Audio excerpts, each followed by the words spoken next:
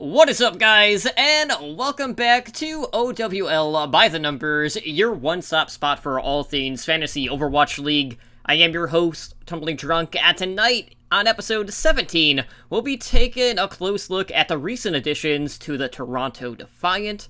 Nate Dancer has moved on to more money and potentially bigger things with Epic Games.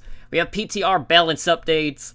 And of course, we'll be handing out our mid-season Fantasy Overwatch League awards as we await the return of Stage 3. It is dark times because we're still in mid-season, unfortunately. But before we can jump into the agenda for tonight and introduce you to my co-host, just want to take him up to thank everyone who is hanging out with us tonight on Twitch for our live show.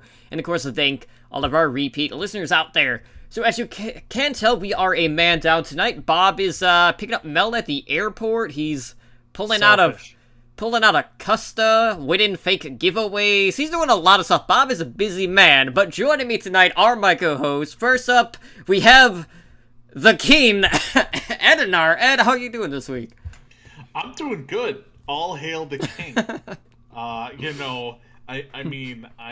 As a former or current reigning unlimited league champion, I'm doing good. It's been weird having so much time off from the Overwatch League. I don't consider the All-Star game part of the Overwatch League personally. They could have probably cut it down by a week because I feel like a lot of people have kind of lost interest in this kind of like month-long hiatus or 3.5 week hiatus that they have going on right now. So, but I'm lost there. I resubbed to WoW because of it. Thanks, a-holes. Play more games and I won't resub to WoW. Hey, that wasn't my doing. I didn't tell you to go to WoW. Yeah, let's see. Ooh, West Coast, I'm sorry. I have a new reason to hate Canada. Okay. Kawhi Leonard's a dick. For Sorry. Any what reason? Raptors fans out there, I hate For what all of reason? you. You're just gonna drop and be like, "Oh, he's like." I'm from Wisconsin. The Raptors just beat the Bucks to get to the NBA Finals. Okay. Yes. So if you're a Raptors fan, a Kawhi Leonard fan, or a Drake fan, you're a horrible human being. You are below Outlaw fans. Wow, that's sinking to a new low. Yep, that is a new low on this show. I didn't even know there was like another run underneath the ladder at that point. Yeah, there wasn't until Saturday. It's And then actually Saturday came. it's actually so like entrenched. It's almost reaching the core at this point. Yeah, exactly. See, you get it, Totem. But anyways, joining me tonight again is my fantasy OWL PIC, that being none other than Julian Goulian. Ramses, how you doing tonight? Doing pretty well. It's been a busy day. I've been driving all over the county because I got 5 minutes away from my recording location, then forgot I left my webcam at home, and decided to not. I couldn't put Totem through that one more time, so I had to drive all the way back home, come back, get the webcam set up. It's been a busy day, but glad to be here. Glad to be talking as close to Fantasy Overwatch League as we can get, since there's no fantasy really to be done in these stage breaks. But happy to be here. Excited to see you guys. Absolutely, it's been a fat minute, right? I mean, it's been a couple of weeks since we've had a show. I mean, obviously we had like a panel since then. So that was a good time. But let's go ahead and jump into the agenda for tonight. So of course it is mid-season, and with that, we have had some additional roster movements out there. Maybe not as much as we would had hoped to see for some teams out there. But Toronto Defiant did make a pretty significant promotion in regards to their academy team, which is something that, we've seen promotions here and there, but this one is a little bit different in regards to who is on the team, who is joined the team, and of course, what line is actually getting moved up. So Ramses, what are the Defiant doing in their off season for the midseason? So it's actually pretty interesting because we've been hearing a lot about teams choosing to go all Korean, maybe like the Mayhem, or if you're the LA Valiant, going with an all Western or non-Korean roster. But it looks like the Toronto Defiant are actually going for a mixed roster from a Korean roster. which is interesting. We haven't seen a lot of teams necessarily, I mean, apart from the Shock, we haven't seen a lot of teams do that. So the Toronto Defiant are promoting the tank line from their academy team, the Montreal Rebellion. And of course, that tank line is made up of Sharik, who is their main tank, and then Gods, who is an off tank. And they're both being promoted to the main roster. Not a two-way contract, not playing in contenders at all. They're going straight up to the main roster for the next 2 stages. And I don't have a lot of experience with either of these guys specifically, but I do know I've heard the name Gods in Overwatch for a very long time. It's a guy who's been around the scene for a sizable amount of time, who's been on a bunch of different teams. And then when we've checked out Sharik for other shows, Sharik has also had a pretty lengthy tenure, especially in European contenders. So these are guys that, if they actually get some playtime, could do really well for Toronto. Could being the operative word. Well, there's a little bit of scrim photos like floating around Reddit. I don't know if you saw the photos, but they were at least playing in their scrim matches. If you want to buy into that. Well, and granted, the last time we didn't believe scrims, we all thought there's no way that Seoul doesn't start Fisher, right? How could you not start Fisher? And then yet the scrims were true, and now Marvel is their main tank. I mean, last time we trusted scrims, Houston was good. Ow. Yeah. But I mean, they cashed in all their scrim books. it does make sense. So Sharik immediately going into the starting roster, the starting 6, makes sense just because Yakpung hasn't had the impact that I think they hoped he would. If you're going to look as far as 6 players goes, it's a contest between him and I'm 37 for who's more of the feeder in that situation. Mm-hmm. And then I was more speculative about whether or not Gods will be starting, because Envy's the team captain for the Defiant. He's kind of the centerpiece for that whole team. He's definitely at least like the emotional leader, it seems, when you look at their social media or when you look at their like play footage. So it's sick if Gods is starting, but it makes you feel it makes me wonder what they're going to do with Envy, whether they're going to flip them on and off and rotate them, or if they might have another idea with what they're going to do in general. I mean, I don't see a way that they don't start these 2 new guys. You don't bring up both to just start one. You brought them up as a duo. So if you're going to start one, you're going to start both. I mean, Envy did perform pretty well, but let's just take this into account. He was also a backup coming into this year. He was a kind of almost an afterthought with the Toronto Defiant. I mean, he didn't start for the Valiant. Because he was playing against Space, who's the best Western off tank. I mean, I get that, but you know, it's one of those things. Nobody ever thought that Envy Simon was like, oh my god, Envy. Finally, they got like this quality player. He just didn't have time to shine with the Valiant. He was an afterthought. You're not going to start Envy and then your Western tank that you just called up. So Sharky, and yes, it's Sharky. I think I went through this last week. It's Sharik. No, it's Sharky. The Y is first. No, it's Sharky. Trust me. I talked to him. And and him and Gods did well in contenders as a duo. You're not bringing them both up to not play one and play the other. So these 2 will get the start, I think. Starting week 1, because it's not like Toronto Defiant are good, and the language I touched on this on Heroes Never Die last week. The language barrier really is not there anymore. Mm-hmm. When you bring in IM37, who speaks better English than the majority of the schmucks in the league. We know Neko can speak English as well. Yeah, and Neko. So really, it's kind of like. I mean, you don't want to say Korean is not the dominant language, but you have your 4 main players right there. Like, I can't speak to how Ivy is or Roki is for as far as English, but you got 4 of your 6 right there speaking fluent English. So I don't think the language barrier is so much of an issue. Like, people think IM37, just like we saw when they interviewed him. Like, IM37, yes, he's Korean, but he's from Canada. Mm-hmm. Like, he went to school in Canada. He learned English in Canada. Like, he speaks very, very fluent English. So I think this is less of a drastic thing than some people are making it out to be. But it will be interesting to see how this affects fantasy value, because this could very well, like, I mean, you're basically losing 2 starters for the Toronto and getting 2 brand new starters out there on the waiver wire. And if you can go out there now, I don't know if they're available yet for pickup.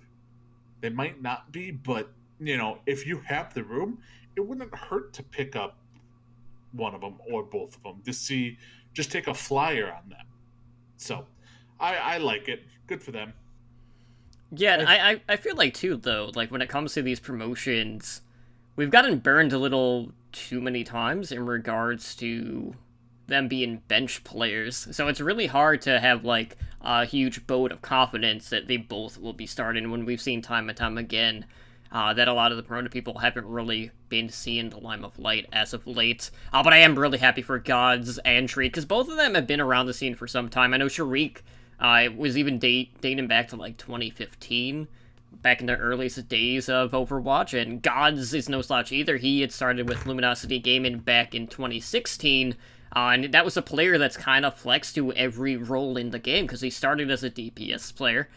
He went to flex, and now he's been doing a lot of off-tanking, and these players have been, they've been together not for like the longest time. There was Second Wind back in, I want to say it was March, and then they eventually joined Toronto's Academy team, of course, that being Montreal Rebellion. But, as a whole, they looked like a pretty cohesive unit, but that team as a whole only finished in 3rd place, and they tied for 3rd place in NA Contenders East this year. But I love how this has kind of created, like, this paradigm shift on this team, because while yes, the Shock are technically a mixed team, they were never really like an all-Korean team to begin with. Mm-hmm. And this is really the first time we're seeing an all-Korean team going out and picking up Eastern talent, or at least promoting them. Either way, it still works out. So it's a nice change of pace for once, because we're always seeing these Eastern teams going out, and we're always seeing like the teams picking up Koreans and not vice versa. So I'm excited to see that. So who knows? Maybe that gap that we're always talking about, like East versus West, has greatly diminished at this point. I think especially with Goats comp and Runaway aside, I think especially with Goats comp, we're seeing a lot more of the European players gain some traction in the league now, unless they're on the Paris Eternal. And granted, now I think about it, Gods is from Canada, so we're seeing a lot more Western players, a lot more Western tanks start to gain ground. But it'll be interesting to see if it keeps developing, because as far as other rosters go, I wouldn't see anything happening with New York. I don't see anything happening with London. Although London would have the best case because you have the Hurricane, but there's no way you're breaking up that core. I don't really see who else what other teams that would go from all Korean to Western, unless Florida flip-flops again for like the 4th time and decides to go mixed roster again. But yeah, I'm not seeing really Spitfire. Because Spitfire won't, New York won't, Vancouver wouldn't. We're talking this year. Yes. Like, anything goes next year, because you don't know who's going to step down, so on and so forth. Well, I'm just even thinking just what all Korean rosters do we already have right now? And then Seoul Dynasty. I mean, Seoul, if any team's not going to go away from Korean, it's the Korean team. Mm. Like, they're not going to switch. I can't think of really anyone else that's just full Korean. So, you got anything we're missing? No, I mean, that's basically everyone. I do think we were talking about this a little bit. I think I saw you guys talking about this on the panel, or we might have been talking about it, that we could see a slightly different shift where teams that have all Korean players may be moving their academy teams to Korea. I know the meme has been that the Florida Mayhem are going to get they're going to play their academy team in Korea because they're trying to exclusively recruit Korean players, especially if they want to get around that localization barrier, which it's not a bad idea, because I mean, if you look at it, NA is crazy overcrowded with contenders teams. Mm-hmm. With affiliate teams. I mean, you have 2 in EU, You have just one in China right now, but possibly up to 3. Yeah, I think we're supposed to get 3 or 4 even. The only thing I want to bring up about that, though, is your chances of getting relegated dramatically increase if you shift from NA over to Korea. Unless you basically purchase one of the top Korean teams. Right. Like, I could Like, you would have to purchase, like, Element Mystic, or, something like that. Well, I mean, Just pick up their whole team, because half Korean contenders are, like, 16. Mm-hmm. the one that would the most easily make sense to me, of course, would be just Vancouver buying Runaway and having Runaway be their academy team as well. Whether or not Flowervin is not even willing, whether or not that's even an option for them to really mold those orgs together, because I know how dedicated they've been to keeping Runaway as its own separate thing. It'll be interesting, but as far as Eastern players and Western players moving on to Eastern rosters, I think it'd be cool to see. I'm a huge fan of mixed rosters, but right now for the rest of the season, I don't see it happening, bar some too good to be true, crazy sort of offer. Exactly, and from a fantasy perspective, it's just not viable. Toronto's probably the only team, Toronto and Florida, who could pull it off, and Florida's not switching back. So, any of those other Korean teams, from a fantasy perspective, don't count on them switching anything anytime soon, because New York, London, and Vancouver are just dominant fantasy teams. Well, Vancouver less so. Just because they're so good. Unless your name is Haxall, but I will say, that's up for it. But last thing before we move on, do we think that Gods and Sharik are going to be viable fantasy players? And if so, what do we do about? I don't think anybody was worrying about starting Yakpung, but what do we do with Envy? I mean, it all depends on who's starting. If they're starting, they're viable. Like they are. Starting tanks are viable. Would they be like a tank 1 or a tank 2? Like 2. They'd be a tank 2. I don't think either one of them's going to be a top 2 tank. Gods could be, but I don't know. I know, I'm still on the fence about main tanks in the league, because some of them do get close to flex tanks, but flex tanks across the board are still averaging more points per week. Mm-hmm. Yeah, I'm thinking of it more towards what we're going to talk about next, or in 2 segments, whenever, later. With the changes coming, where I think a main tank on Orisa could start to put out some real numbers. Because you're going to get a lot of spray damage, which is going to increase your kills done, so on and so forth. More so than like a Reinhardt. Well, looks like Sayarnak in chat is saying Gods is going to be on Brig, apparently. I could see that. I don't hate that. I'm 37 has definitely struggled as of late on that role. But then again, you're losing your cohesion aspect a little bit. But that again, though, like if he knows how Sharik is going to play, he can definitely aid in the aggression on that Brig role, very similar to what like Haxel is doing.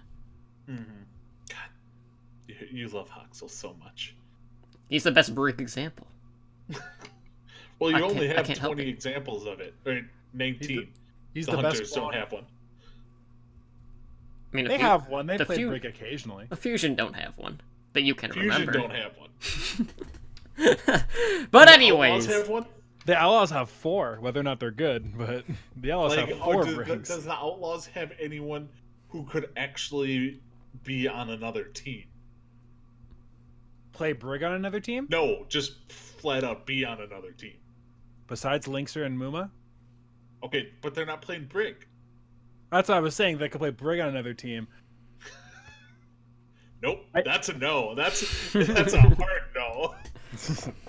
I want to make the case for Jake, but I'm going to stop right here. Yeah, because you know you can't. It's a thin case.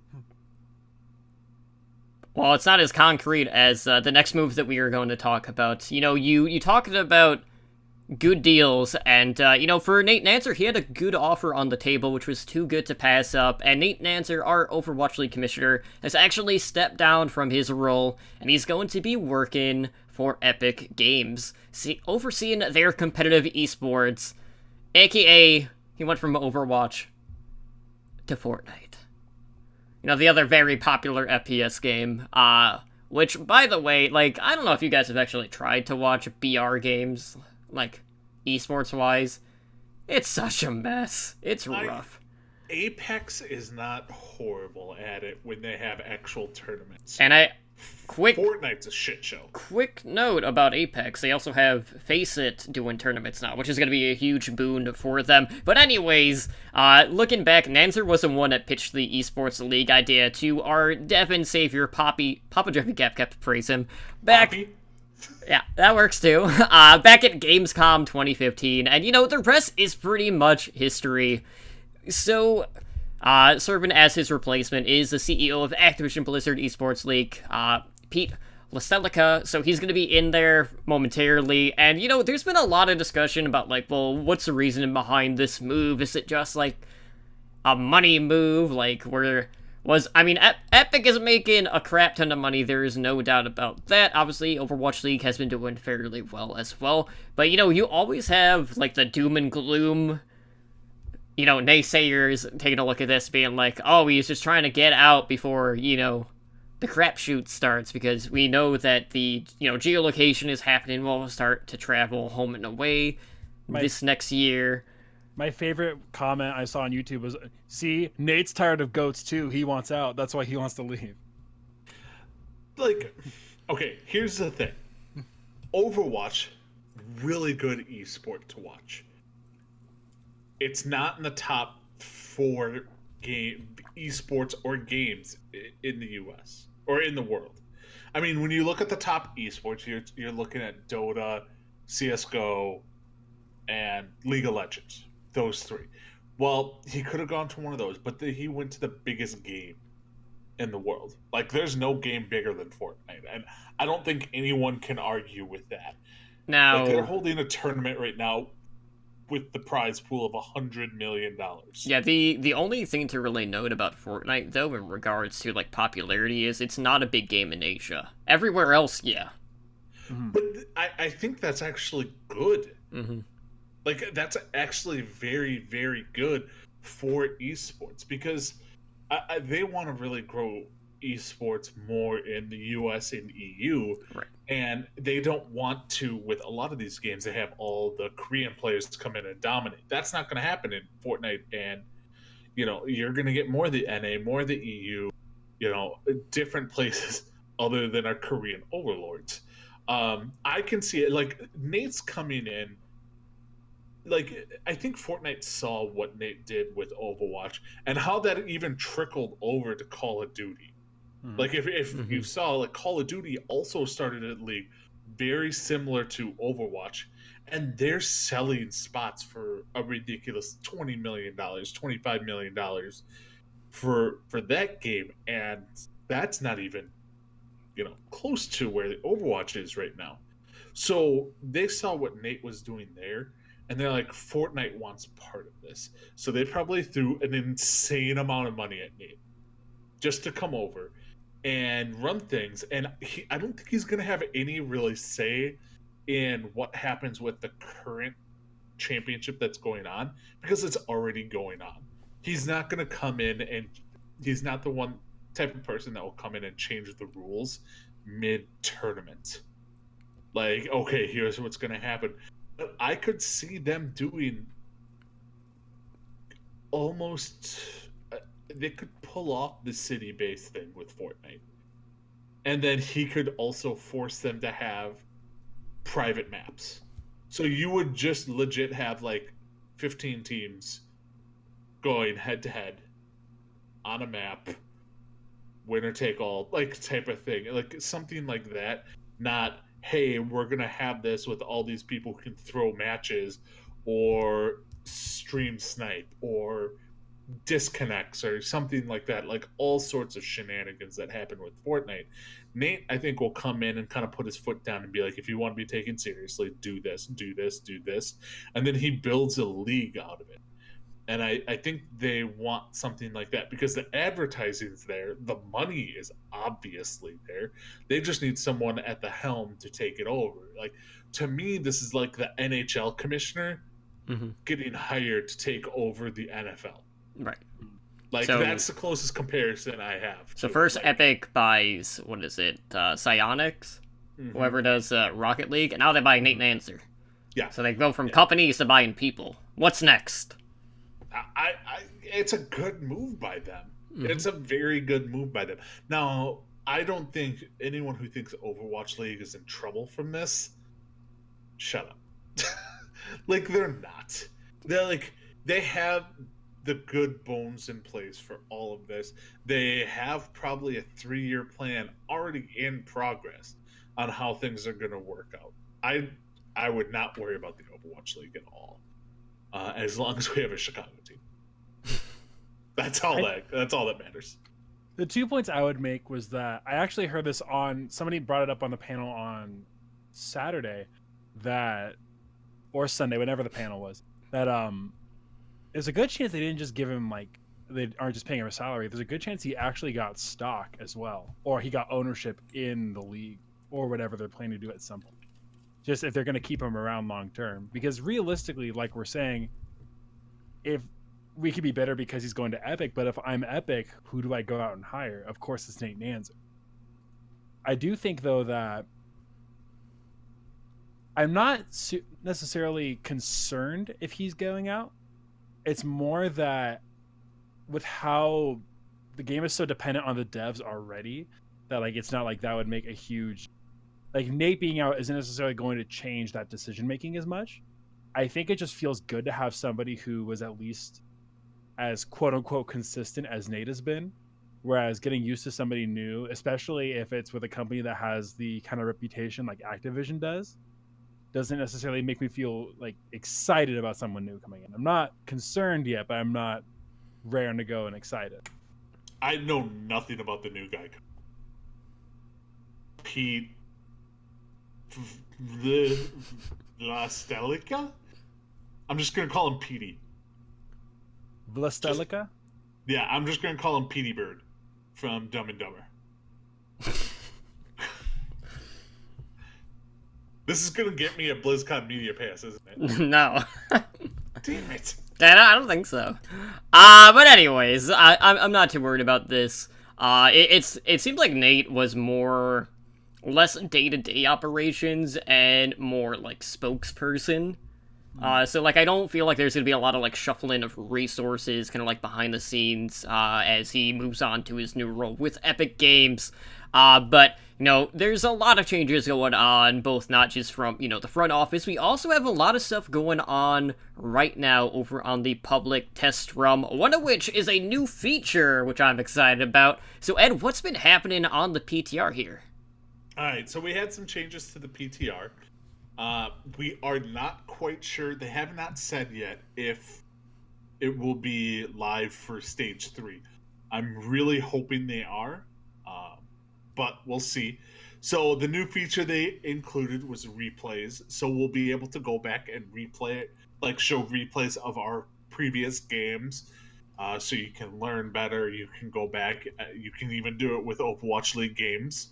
You can go back, control things, do stuff that way. So I think this is a feature I think everyone expected to happen. Mm-hmm. It was just a matter of when. So we finally got it. I think they had said we were going to get a Stage 3 as well. Yeah. Jeff, yeah.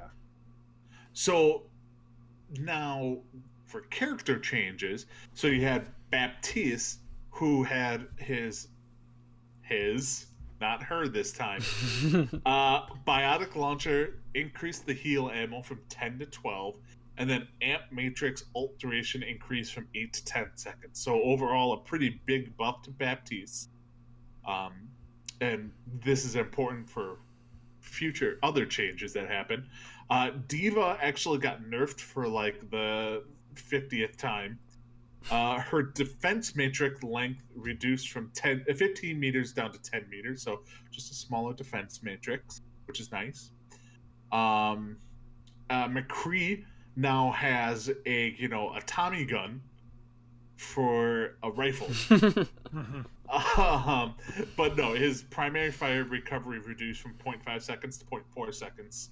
0.4 seconds, which doesn't seem like a lot, but oh my god, you can fire insanely quick with this. Yeah, now the key thing to note here is, because of this, his rate of fire is quicker. The amount of kickback, aka the recoil he has, is reduced as well because you're firing that more often. So, man, those, I'm so used to worrying about, like, the right-click McCrees now, and now, like, as a main tank, I was like, well, crap, now I'm screwed either way.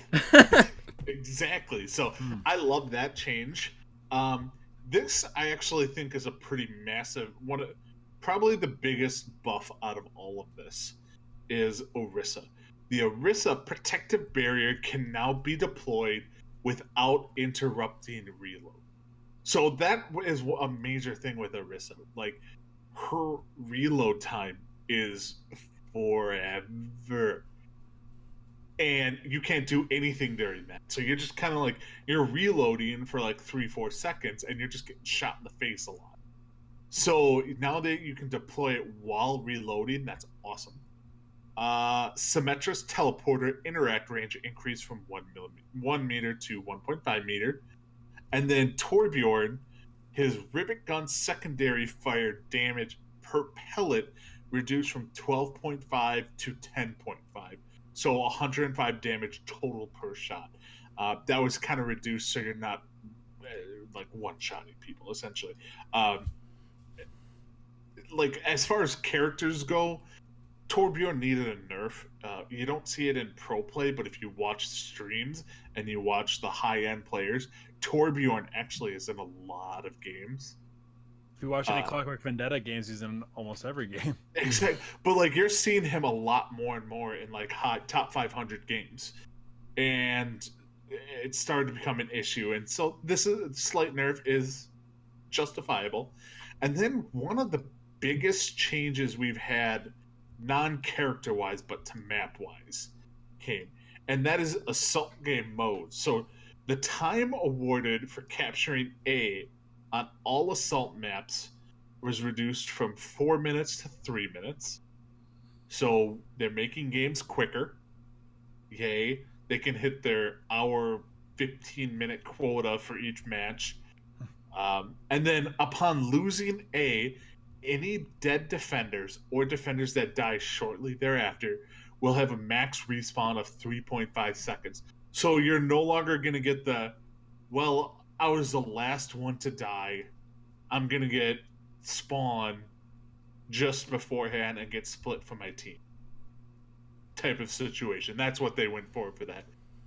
So if this goes live with Stage 3, what do you guys see happening with these changes? Well, for starters, I'm going to touch on the assault change really quick. I know initially when I first heard about this, I was like, oh, maybe 2 CP will be watchable. But then the more I thought about it, we always talk about snowball potential in assault maps, and I don't think that this is really going to have a big impact on snowball potential, just because more times than not, snowballs are primarily done just based off of alt economy, which this will not impact at all. But, that being said, Jeff said that, the replays are going to be in, I don't know if he said at Stage 3 launch, but they would be alive in Stage 3, so there is a glimmer of hope that all of this will be patched for Stage 3, and if that's the case, it might mean we're going to see a little bit more bunker, which I'll be honest, like, seeing it, I've not been a fan of it, like, at all. I know, and you and I both have issues spectating bunker. It's like, yeah, it's a change of pace, but it's pretty boring to watch. But I'm hoping to see more Protect the McCree comps, a lot more Orisa, a lot more Roadhog, which will probably be the case. So hopefully we can get closer to what we are seeing on Ladder. So we'll see a bit more DPS getting brought up to the forefront. But I just want to see more McCree. I don't want to go back to double sniper or full-on dive all the time. I want to see more variety and not just what we've been getting, which has primarily just been 3-3, Sombra Goats, things like that. And above all else, I want to see teams not trying to make 4 tanks happen. I'm sick of that. No, I couldn't agree more. I mean, yes, I have my issues with bunker comps as much as the next, but like there are certain ways that bunker comps work that I love. So like I like the Orisa Baptiste, uh, and either Bastion or Torbjorn, depending on who you have. But then that's those three make up the bunker. You have three other heroes you could use. You have the Far Mercy that you could run, and Far Mercy is fun to watch. And then you could throw in a Widowmaker as a sniper duel. Like with the bunker comp, it doesn't have to be all six of you have to be in a bunker. It's you need those three core in the bunker, and then it's a mix of what the other three is going to be. And I think that's where bunker could get interesting over goats. If shield, the thing with I like McCree changes, but if shield meta is and bunker meta are there, I don't know if I see McCree getting the love because he's not considered a true shield buster. Maybe with these changes, I don't know. I doubt it, but he could be. So it will be interesting to see what happens if these changes go live in stage 3. If they don't, obviously we're just gonna have Titans versus Shock. I do think, touching on the D.Va changes, a D.Va's in a spot at this point where I'm not even sure what you could do to nerf her to the point where she'd still be viable but not meta dominant. Because even then, with the length Make of her Matrix, reload. good point. But there, you fixed it. But with the Matrix length reduction, it's now to the point where you can't just stick it out there and just hope you catch a grab at this point. Where, especially now, when you go through on the math and when you go through like frame by frame, Zarya says the voice line after you've already shot the grab, so it's going to be much more about predicting, and a lot more about like actually maybe not even being up in the face of the Zarya, but like being in the right place at the right time, rather than necessarily getting a lot of lucky grab eats. I don't know if it's going to make a huge change on League play, if I'm going to be honest, but I think it'll be interesting to watch necessarily. It'll be more interesting to watch for me, at least. Okay, so I'm going to ask a question and I'll answer it first so I give you time to answer this. So from a fantasy perspective, give me, if these changes go live, who are your top 2 players that will benefit the most from this? So I'm going with Rascal as my number 1 on Baptiste. I think his fantasy value will go up tremendously. And I think Muma. Because Muma's Orisa is pretty good. I like how Ed picked like the 2 most obvious choices. Sometimes the most obvious are the best choices. So, all right, Totem, who do you think? Top 2. Right? I have 2 if you're ready. Ramses, you go first. Let Totem contemplate. So again, dependent on how the McCree buff works, because even then, if you're mercy boosting that McCree as well, you could team wipe way easy. I think Pine would be too bullish because you're still putting him in for maybe 1 or 2 maps a game. It'd be too bullish. I wouldn't go with Pine, is what I'm saying. I would say, from that perspective, I would go maybe Carpe, in that you give him a hit scan hero he can actually play dependably again in a lot of maps, where he can shoot a bunch of damage. And then I think I would agree with the Orisa for Muma. I might even put Gesture on there just because he's also a very good Orisa. I don't know. It's hard for me to imagine Gesture as fantasy relevant on anything other than Winston. I do like your point about the Baptiste with Rascal, but that's the point, is that Rascal's the only person who's actually played him well. I mean, sure, Jonak messed around with him on 1 map, but like Rascal's the only one who's played Baptiste like consistently to have any utility. Like if Baptiste becomes meta, the amount of healing that Baptiste can put out, like, now granted it's not game changing from the actual game point of view, but from a fantasy point of view, the healing she puts out the hero puts out. He puts out. All right. The amount of healing he puts out is, from a fantasy perspective, is massive. Like, Baptiste puts out crazy amount of AoE heals. So, like, yes, your team may wipe, but Baptiste could get 2k healing out of one team fight. And you still die. But Baptiste is still putting out crazy numbers. So it's just one of those things where Baptiste is one of those characters.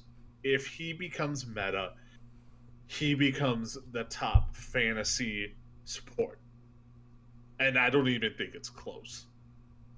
Like takes over for Zenyatta players. Yeah, I could see that.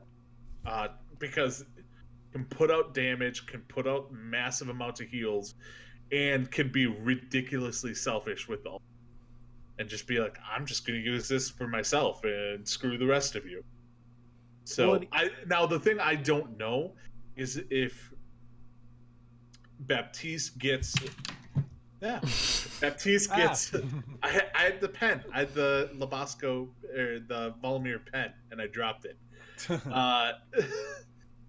I don't know if we get the fantasy points for the Matrix, like boosted damage or boosted healing gone through Baptiste's ult. At least with High Noon, I don't think right now. Maybe next year. Because if that's the case, then Baptiste becomes a must start. Because all damage that goes through there would be insane. So if we're expecting more McCree to enter the fold, I would say Stitch from the Titans would have a lot to gain. There it is. I was waiting. In regards to Orisa, I think someone we'd also have to take a closer look at would probably be Fate, who is now going to be on Florida. Would be my one pick. Of 4 main tanks on. Who will be the starter on that team? Well, we don't know. We've seen crazier things. It's gonna happen.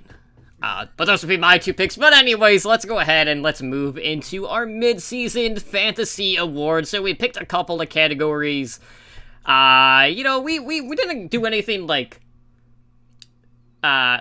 super creative or anything. Like, we did have the person we love to hate having, because I'm sure we all have a few of those players. But first, let's start with something that we're going to award to someone that just quite isn't pulling their weight this year in fantasy. So let's start with our Fantasy Mr. Irrelevant award. So you can base this whether it's on just a lack of performance, whether it's worse accumulative scores throughout the year, maybe players that we expected to start that just haven't. So my award is going to go to someone on the San Francisco Shock who I for sure thought was going to be starting more than what he has been, and it's going to go to Striker. As soon as he got Striker out of that cesspool that is Boston, I for sure thought he'd make an impact, and he's only played 21 minutes. That's true, but Boston has a weird way of doing things. So, Striker, he's only played 21 minutes. I tentatively was debating putting Architect in as well, because he was another one that I was feeling really confident in. We got to see him flex to Ana quite a bit, and then he just kind of disappeared entirely.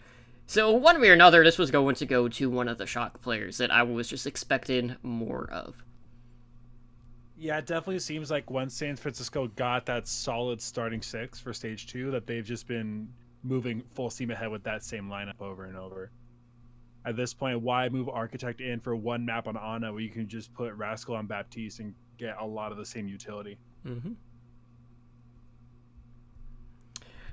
But anyone in particular that is sticking out for your Mr. Irrelevant? Mine hurts, and I hate to say it. Ed will be happy about it, but I expected so much more from Raucus at this point. My heart hurts for my thick boy, but it's the kind of thing where I had envisioned Raucus being someone like Guido was during his starting days of his team might be. But again, I thought Houston was going to be at least like a mid-table team.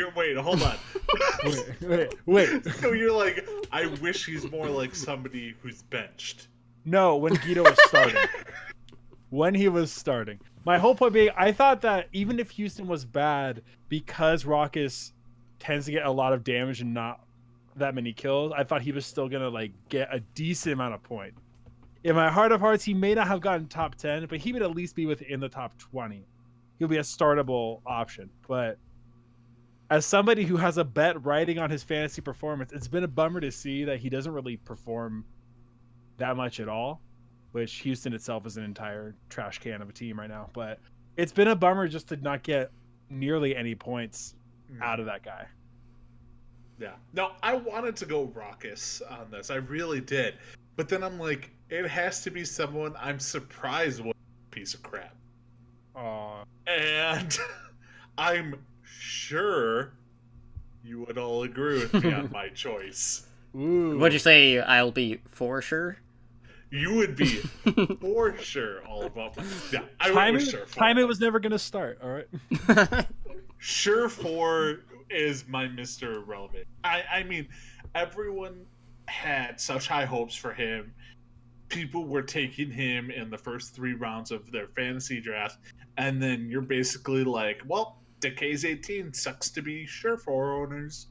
Like, I mean, and Sure 4 right now has no chance of starting unless they go to a 3 DPS meta.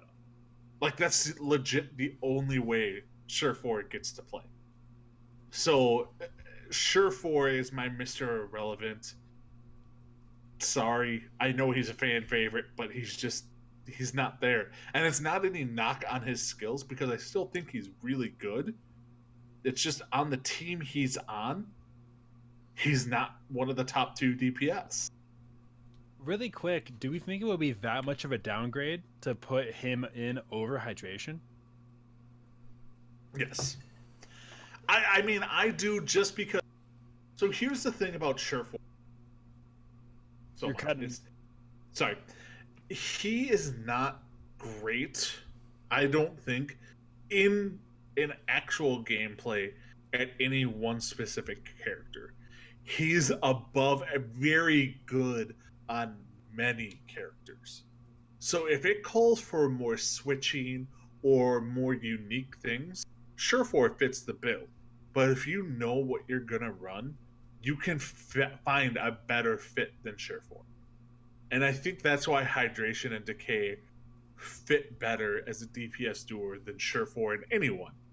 Like, yes, you could have, Tracer, you could have Widowmaker, you could have Bastion, you could have Symmetra, whatever Sure 4 wants to play. But if you're playing a specific bunker comp or 3-3 or whatever, you're probably better off using dedicated players over someone who's just very good at a bunch of different heroes.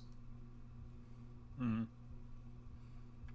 I like that take, just since he's always been somebody who has been really good and in the upper echelon of players for different roles, but never like a top 3, top 5, unless you want to go with Widow last year. But then, that was Widow in the Widow versus Widow, not Widow. Like, I mean, honestly, was Linkser. Mm-hmm. Like, plain and simple, Linkser was the best Widowmaker. You mean the best counter Widow in the league, my friend? And that makes the best TN? Widow. I'm sorry, the best counter Widow is the best Widow. Because if you're the other Widow can shut down the other team's Widowmaker, the one who shuts them down is the better Widow. Plain and simple. Like, so Linkser was the best Widowmaker last year. But Sure 4 won the Widowmaker 1v1. So on and so forth. Was Linkser even in it? I can't even remember. No. So, okay, so there you go. But, yeah. Get rid of Sure 4. Get rid of him. So moving into our Love to Loathe award, who is on our fantasy teams that we just despise having to play week after week? And I know for me, this was a pretty obvious choice for the team that Ramses and I have together, and I went with KSF from the LA Valiant. So this brings me back to last year.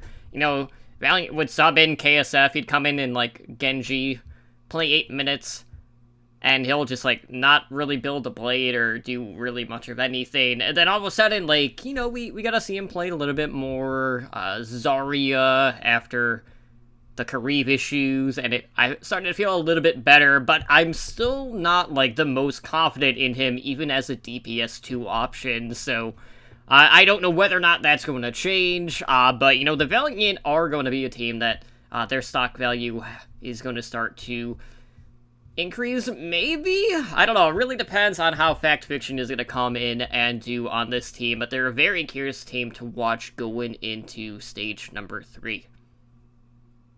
My love to loathe player is actually the king himself. It's Baby Bay. Oh, thank God someone said it. I love watching Baby Bay because he is so feast or famine. When you watch him play, he either crushes everybody or he whiffs a graph directly into Fury's Diva Matrix. He always puts up really good points, but it's the kind of thing where every time I'm relying on him, I'm just gritting my teeth like, oh, I hope he gets the points I need for him. Like, I don't want to have to rely on him every week, but here I am. Just because with how hit or miss his play is, with how hit or miss his play is, it's hard to feel confident keeping him in my starting lineup every week. Mm-hmm. For me, it actually took me a while to think of it.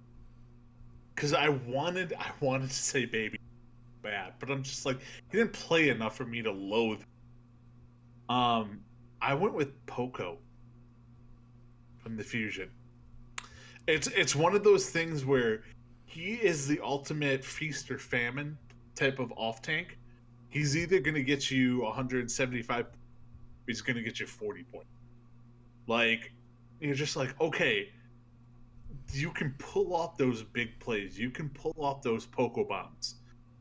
But if you're not pulling off those Poco bombs, you're a waste of space. Like, you're just not good. Like, Poco,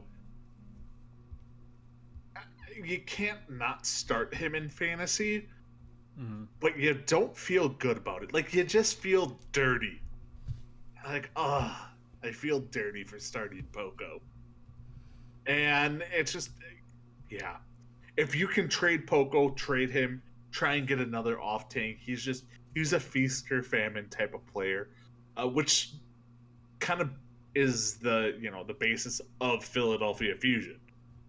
Like, Fusion are basically a feast or famine team outside of Carpe. And I have not been a Fusion fan on any podcast I've done for the past year and a half. So this should come as too much of a surprise. It's also kind of dependent on Feast or Famine on if they're in a map 5. Exactly. So, like, yeah, he's in a map 5. He's still not outscoring the other any other off tank that week. Like, you never saw Poco at the top of the off tank or the tank leaderboard points, even though they would hit map 5. Like, all right, you know what? Even in 5 maps, you still suck. Oh, it's getting me worked up. We need to switch, because I'm getting real pissed at Poco. All right, let's talk about some of the top dogs then. Let's go into our Rookie of the Year for the mid-season. So again, this is people that are in their first year in the Overwatch League, not just on a new team this year, so to speak. So, there's a lot of good options for Rookie of the Year. A lot of players have come in and really stamped their footnote in the Overwatch League, and I had kind of a hard time with this. I felt like Izayaki has looked really good this year, but then he's also been getting subbed out as of late, so because of that, I went and gave the nod to Violet from the San Francisco Shock, who has been putting up, on average, 29 points per 10 minutes. And the last I checked, he was hovering around 2,200 fantasy points for this year, which is near the top of the league. So, Violet's been looking pretty good. Shock had been rolling, and it just felt like an easy choice to make because of that, as opposed to a really good fantasy player on a not so good team. Yeah, I thought about Violet, but then I was like, shoo. hopped on the Shu train. Yep, yeah, I went high pitched on that one. Deal with it. Shu is my rookie of the year. He is on a crap team and has been a fantasy stud. He is what right now the number 9th best fantasy player on the year. For the Charge, who had a rough schedule. Suck. Like they had a rough schedule, but they're not playing good. And past all that, Shu stood out. Mm-hmm. So Shu to me is like a top 3 flex support if they would have had a normal schedule. Like they had a ridiculously rough schedule. So like he could be a top 3-4 support as a rookie. I actually think Shu is better than Violet. Because I think Violet's numbers and Violet's, like, the way people look at Violet is skewed a little from being on the best team, surrounded by probably a top 2 Zarya, top 2 tank, you know, one of the best Baptiste / Baguettes in the league in Rascal. You have Moth, who is a ridiculous main support. Like, I think Violet is a little higher up than he probably should be. Not much, but I think Shu and Violet are right there at 3 and 4. Yeah, but you're also talking about someone who, for half of the season, didn't drop a map. So technically that balances things out. But from a fantasy perspective, like, all right, so are you saying that if Shu was on Shock instead of Violet, Shu would be better? No, I'm just saying, though, like, had the Shock not gone, 28 maps straight, the point average would have been higher for a player like Violet, because you would have had more opportunity to go deeper in the series. Could be, yes. I mean, but the same can be said for, there's a lot of what-ifs in fantasy. Because, like, if you look at the top flex supports, you look at Violet, Twilight, Aim God, and Jonak, and then Shu. Or Shaz, then Shu. It's one of those things where I just think you being on a crappy team can pull more off. Mm-hmm. So that's my fantasy rookie of the year. How about you, Julian? I actually suspect that me and Totem have the same players, but just flipped as far as categories, because he already talked about my fantasy MVP for the midseason, but my rookie of the year actually would be Haxel. In just that we were talking about it earlier, Haxel has the number 1 total combined points so far, right? So, okay, there's a lot of back and forth with this because we don't have, like, I looked at some of the numbers on that spreadsheet, and some of them do seem off. So I'm not 100% sure who has the most fantasy points, and I know the premium stats on highnoon.gg don't actually display that, so... Yeah, it's like looking at that spreadsheet like that we're talking about, like, a lot of things kind of jump up. Like, Zachary has more points than Nene. I will say, like, I for sure know, like, Haxel is, like, probably around 2,000 points. Oh, and Haxel is 100% the best Brig player in the league. Mm-hmm. You will not hear me argue that at all. I do not think he is the number 1 fantasy point getter in all of Season 2. So according to the spreadsheet we were looking at, which was what I used to make my decision. That's why I put Haxel, but also just somebody who's come in, has just been super consistent. Maybe, again, Vancouver is either really good on points or is kind of middling, but he's been somebody fantasy-wise who's just come in, has put pretty good numbers up every single time. I know he is, at least to me, one of the 5, so, like, not even serviceable, like the 5 good, like, consistent Brig players every single week that you can depend on for a good amount of points. And again, I'm going to use the Ednar tactic here, where he's not in the same sort of point-heavy position like a flex support or like a primary DP. Like he's not playing the primary DPS heroes. I'm gonna make my own very tailored list over here in the corner. He's not playing a lot of map 5, so like he doesn't have all those extra maps, so it doesn't count. I just think he's been very consistent. That's a horrible impression of me. I can't do impressions. Yeah, no, that was kind of crap. Step your game up. If I was going for an impression, I would have flip-flopped my team halfway through and chosen a different person. Really? Is that why you're wearing a Gladiator shirt right now and not an Outlaw shirt?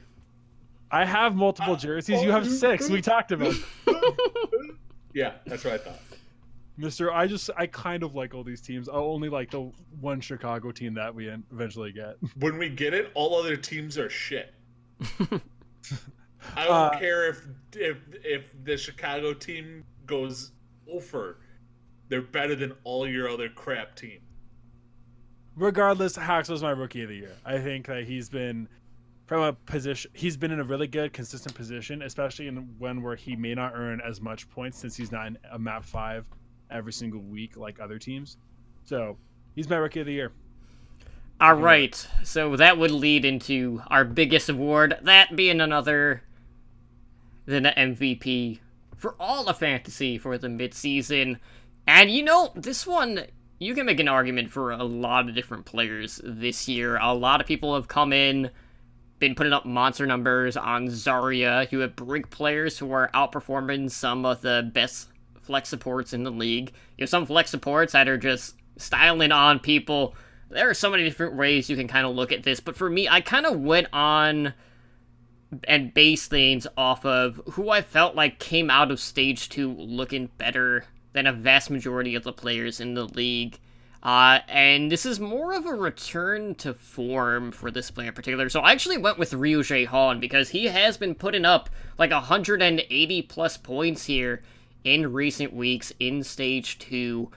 And, you know, the Dynasty across the board have been one of the strongest fantasy teams out of the 20 in the league right now, which, you know, for a team that's kind of, you know, middle of the pack, you know, is pretty damn good. So I went with Jaehan, who, while his points per 10 minutes is, you know, maybe, like, on par with quite a few of, like, the MVP caliber players, or maybe just, like, a point or two behind, he's still putting up 24 points per 10 minutes. He's posted close to 2,200 points throughout the year. And it just seems like that Dynasty backline has really leveled up as of late, so that's why I went with Jaehan. No, you go, Ed. All right, I'm going with Mr. Fly Me to the Moon, Sinatraa. Yes, Sinatraa is my MVP of the year so far. Like, he is the fantasy player who no one drafted. Like, nobody drafted him. Might have been picked up by a homer during the draft, but nobody even expected him really to start coming into the year. And if you were lucky enough, like me, to pick him up in almost all of your leagues, he was your best player. His Zarya was insane. Fantasy-wise, he was the number one Zarya in the league. He did the most damage. He was more aggressive than Bumper. And that's hard to do as a Zarya. Like, Sinatraa, if you have him on your team, you are top 3 in your fantasy league. Like, I'm just going to say that right now. If you have Sinatraa, you're top 3 in your fantasy, because you were able to, and I've kind of talked about this previously, you don't win your fantasy leagues from your draft. You win your fantasy leagues from your pickups and your trades. And it's always, especially in football, if you look back, whoever won your fantasy league generally had that one massive pickup that just was like, okay, this put them over the top. They didn't have to use a draft pick. They just picked him up off the waiver wire. Sinatraa is that person. So that is why Sinatraa is my MVP. Also, he seems less less D-baggy than last year. Like, can we all agree last year you kind of wanted to punch Sinatra in the face? Well, I haven't heard him whining about Discord orb usage, so. Exactly.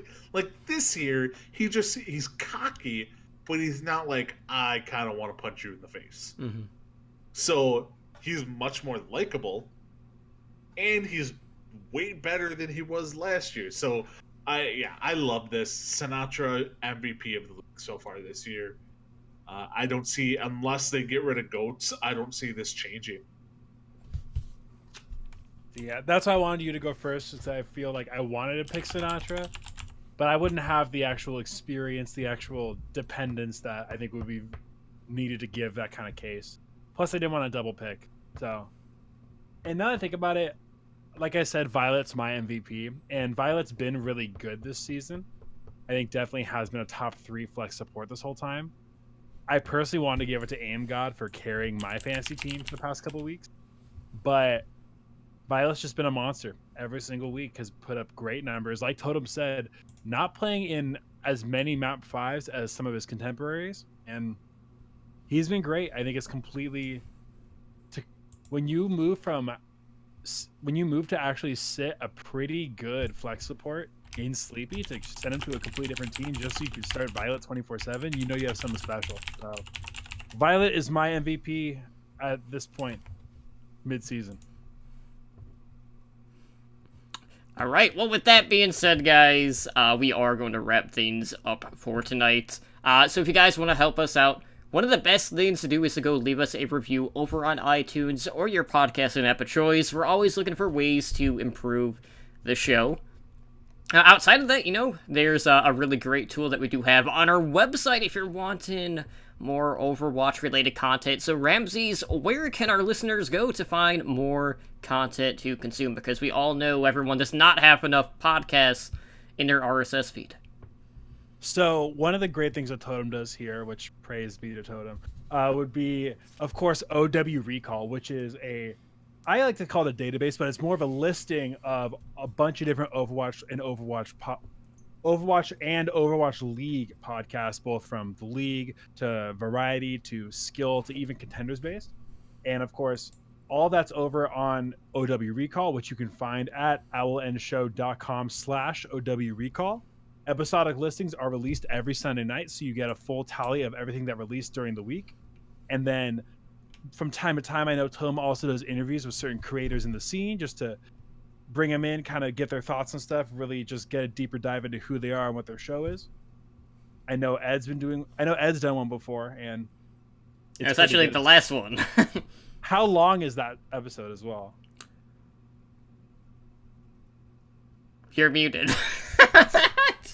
I was going to see how long it was going to take him. Hold on, shut up.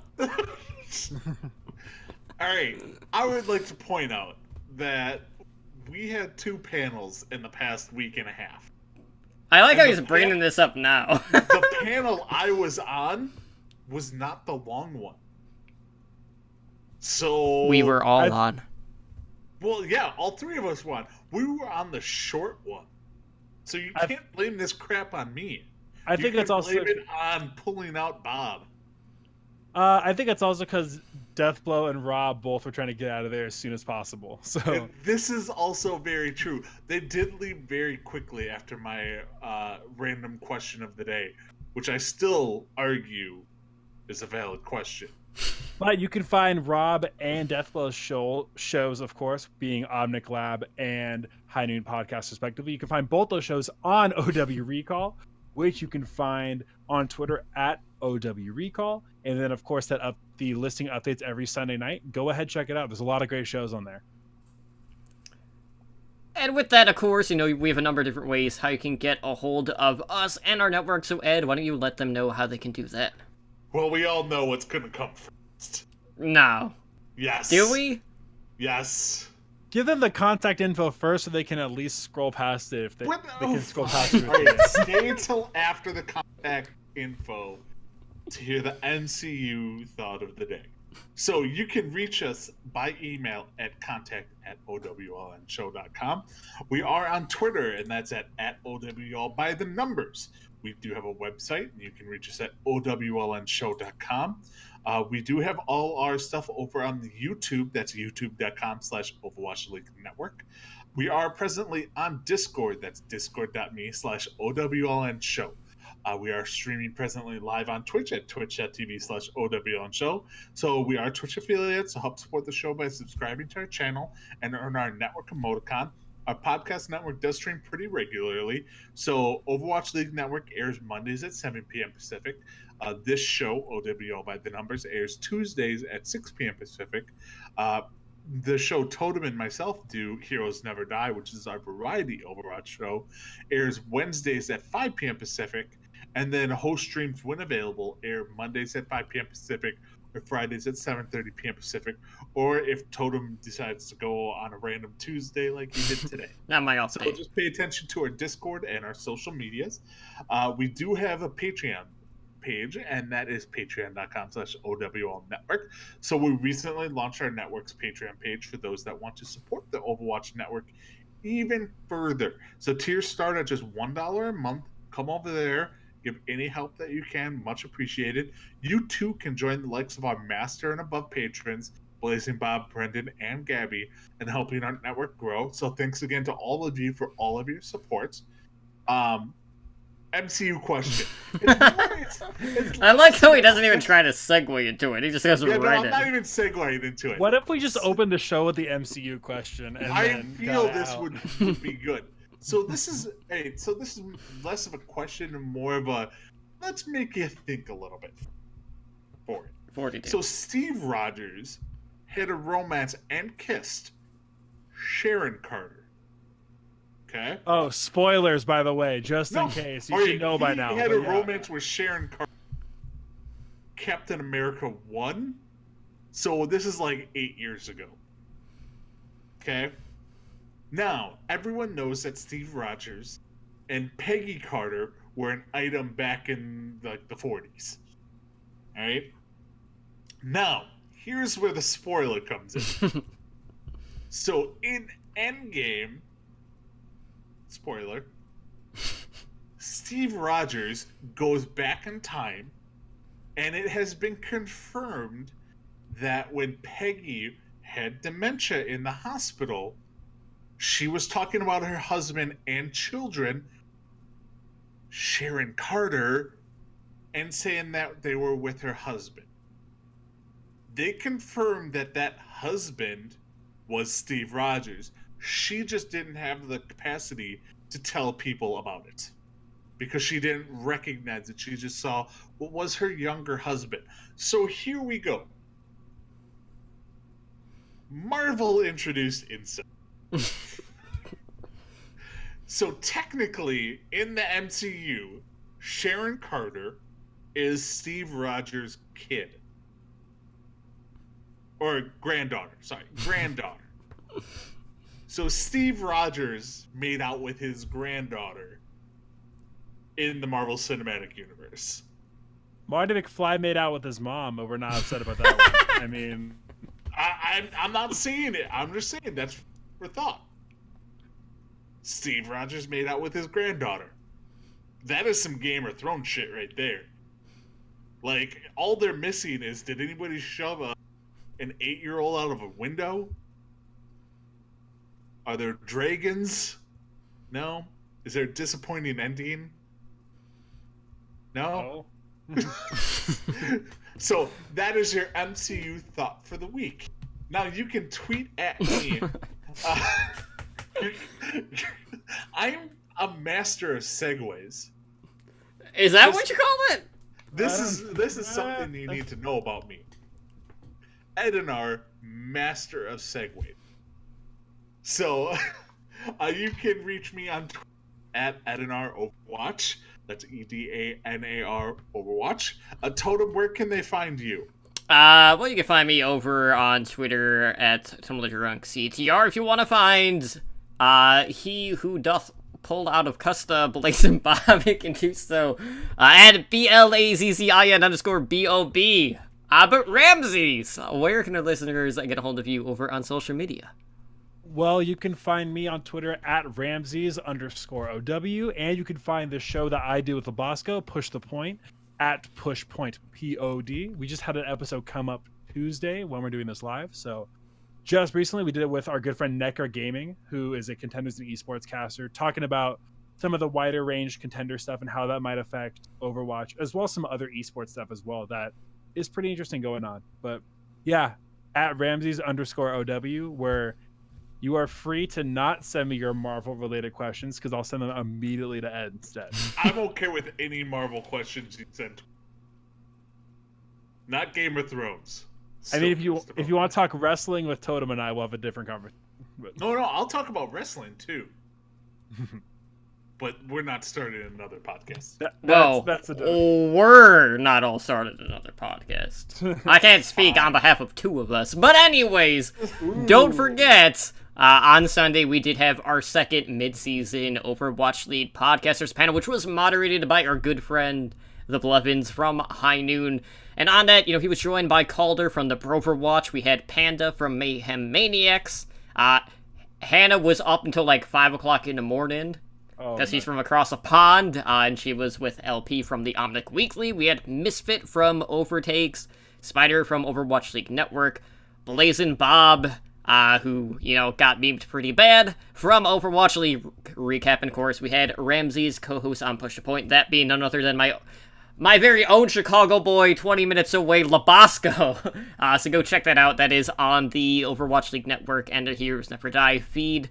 But we do have game night news coming either tomorrow or Monday at the latest for June, so stay tuned for that. Panel announcements for Stage 3 will come probably mid-stage, so stay tuned for all of that. But with that being said, guys, we're going to go ahead and get out of here. So I want to thank you all again for hanging out tonight for another episode of OWL By the Numbers. This has been episode number 17. I've been your host, Emily Drunk, joined by my co-hosts, Edinar and Ramses, and we hope to see you guys back tomorrow night for our flagship show, which is going to include a whole lot of trolling of Edinar based on a review, so stay tuned for all that I got and so much more. I haven't gotten one of those in a while. I mean, it's not that you haven't... Review, yes. Emails, maybe. You can say. No, even emails. I haven't even gotten an email that you know of. Oh, why you gotta be like that, Toby? You're supposed to say this. I'm just gonna leave you in suspense, because now you're just not going to know. But anyways, a good night, guys. We'll see you back tomorrow. Have a good one. Later.